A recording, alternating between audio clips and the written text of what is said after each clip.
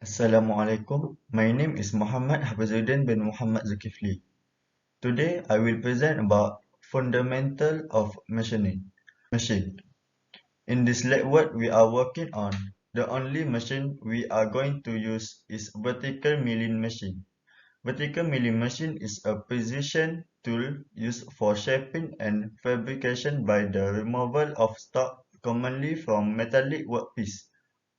Mill controls may be manual operate, CNC or a combination of both. For tool and equipment, tool we use and mill cutter, edge finder, central drilling, counter bore tools, hand reamer, chamfer. For equipment, we use vernier caliper. Machine. First, spindle. Used to hold and drive the cutting tools of the milling machine. Second, table traverse crane handle. Used to move the table left and right. Third, cross feed handle. To move the saddle in and out. Next, column and base.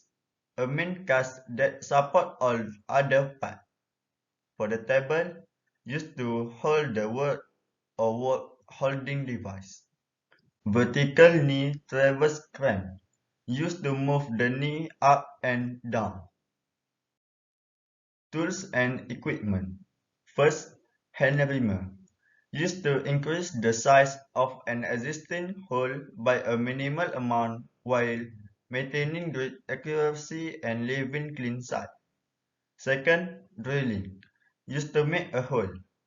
Third, central drill, used for drilling a hole in a workpiece to support work inlet or to turn between central. And mill cutter, used in a workpiece during milling, profiling, contouring, slotting, counterboring, drilling and reaming operation. Edge finder, used to locate the edge of a workpiece or the center of a hole. Next, chamfer. Eliminate sharp edge, leaving a sloped surface or a chamfer instead. Next, counter bore tools. Used to extend another coaxial hole or the equipment used to do so. For the equipment, vernier caliper. Used mainly for measure linear dimension. Assalamualaikum warahmatullahi wabarakatuh.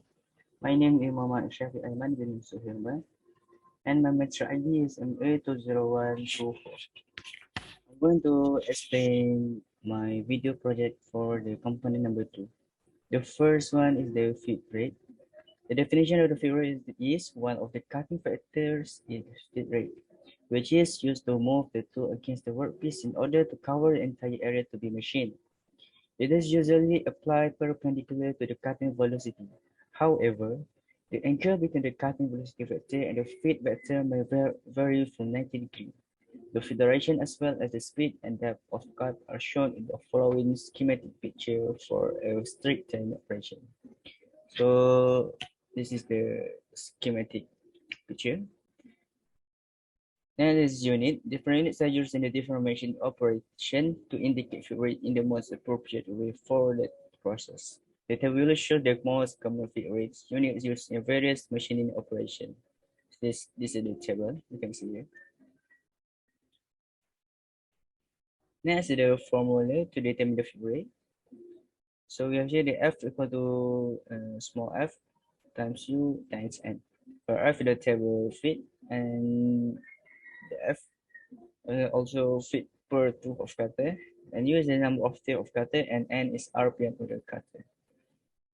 Next, is the pros and cons of the improper feed rate. If the effect of too high feed rate, it will assist toward a significant risk of the catastrophic tool failure. As a result, tool life is reduced. Increase in the time due to the frequent tool changes, resulting in higher production costs, chip burning due to the high cutting temperature. The effect of the too low rate, reduced productivity resulting in increased machining time and expense. The rate of material removal is poor, machine to underutilization. So this is the selection of the rate. The first one is for finish requirement. If a higher productivity requirement exists, the fit rate can be increased, the surface quality can be sacrificed. Otherwise, the cutting speed can be adjusted while the fit rate remains constant. And the permissible fit rate, machine tools have a maximum and minimum fit rate beyond which selection is not allowed. Within such range, conventional machine tools may offer only a few fit rate possibilities.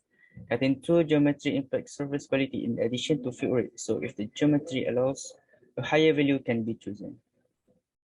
The machine capability, cutting force, and vibration are increased as the fit rate is increased. Fit rate should be chosen based on the machine tool's ability to elevate and transmit such pressures and vibration. Next is tool. The first one is choosing the material of the tool.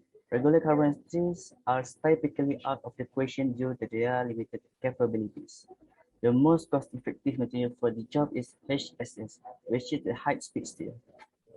As you go to the diameter, it's a simple technique to follow. The workpiece can be ground more quickly with a large diameter tool. Limitation exists depending on the shape of the final part and the number of flutes.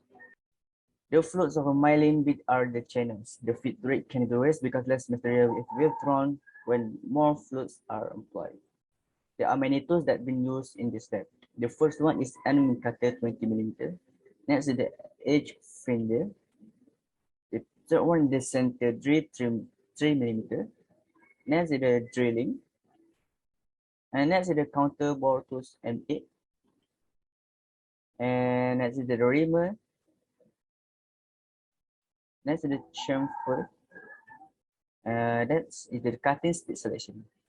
A tool's cutting speed is defined as the speed at which the tool's outside edge cuts. Another word is for this is surface speed. Surface footage, surface area, and surface speed are all connected. The surface speed of the larger tool is higher when the two tools of different size rotate at the same time per minute. So as the hardness of the work material has a big impact of the suggested cutting speed. The harder the job material, the slower the cutting speed as the work material grows softer. The ideal cutting speed decreases. You can see here that steel is tougher than aluminum, so its cutting speed is slower in comparison to other materials like steel, which has a cutting speed range of 100 to 150. Aluminum has a cutting speed range of 200 to 350 ffm. The formula for calculating spindle speed is as follows. RPM is equal to cutting speed times 1000 over pi times diameter. And the last one is the milling techniques. The first technique is the facing process. Next is the edge finger. The third one is the stepping process. And next is the center drill. Then it's drilling process. Next is counter bore.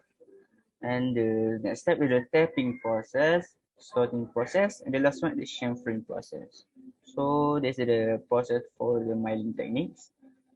So that's all from me. We go to the next presenter. Machine handling and safety precaution. First, before use the machine, make sure all machine guarding is in place and performed properly. If the guarding is damaged or defect, inform immediately to the instructor. To avoid being caught in the machinery, when we use or we are close to the machine, do not wear jewelry, long sleeve shirt, or leave long hair untied or uncovered. Make sure someone always observes the machine. Avoid leaving machine running unattended.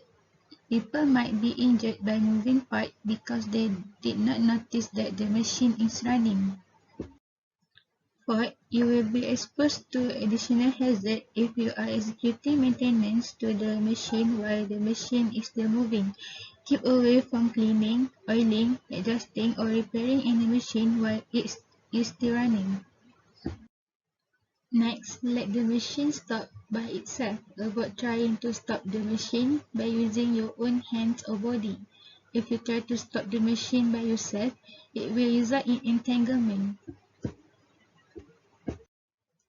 Next, we also have to alert to all moving parts of the machine, mainly chucks and cutting tools. Ensure that you always keep your hair, hands and all your body parts from all machines that are moving.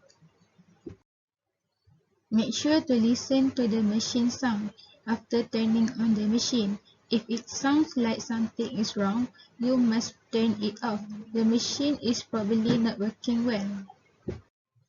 And the last one is when we turn on the machine, chuck keys that left in the chuck can be dangerous flying objects. So to avoid this from happening, after making some adjustment, make sure to take out wrenches, chuck keys or other tools from machine to avoid unwanted accidents.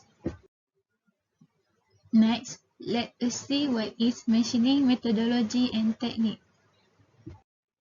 First, we have turning. Turning is a technique that is used to turn and rotate a workpiece on its axis while at the same time the cutting tool is removing materials from workpiece to shape it to the wanted and specific design. There are many different axes that can be used to machine a part. The most frequently used turning equipment are lathes. The next one is milling. Milling is a technique that uses a rotating cutting surface with a few blades on rotary cutter to create holes that are not necessarily circular and to cut special or specific designs. Many unique and various shapes or designs can be created while removing material from workpiece by using milling technique. Next is grinding. Grinding is a machining process that applies a turning wheel that removes a slight amount of material from the workpiece to create a good finish. This technique can also be used to form a specific texture that needed and make a small cut on the workpiece. Next, we have drilling. Drilling is a technique that uses a narrow, double-edged rotating device to cut and create round holes aligned or parallel to the axis of rotation and directly into a piece. Several sizes of holes can be created in this process using this drill, such as a large hole and even holes that only have micrometers in diameter. Drilling is fast, convenient, and low cost. It is also an important process as a part of precision machining. We also have cutting. Cutting is a technique that usually uses tools such as saws and shears to make fixed cut and wanted shape through a material. This machine technique usually needed extra finishing to produce the finished piece because it is a normally more gross form of processing. And the last one, we have boring. Boring is generally applied in the finishing of the workpiece. It is done at the end of the process to enlarge the size of the holes that were previously cut. Drilling usually makes the initial holes. Single cutting point is being used in boring process, contrast with drilling process that use double cutting point. Summary and recommendation. For summary, we learn about the laboratory's equipment and tools. Second, we learn about the primary component of milling machine. For the last one, get to know of machine procedures and safety precaution. For recommendation, use the correct spindle speed and feed rate. Apply cutting fluid. And for the last, use correct cutting method for every process. That's all. Thank you.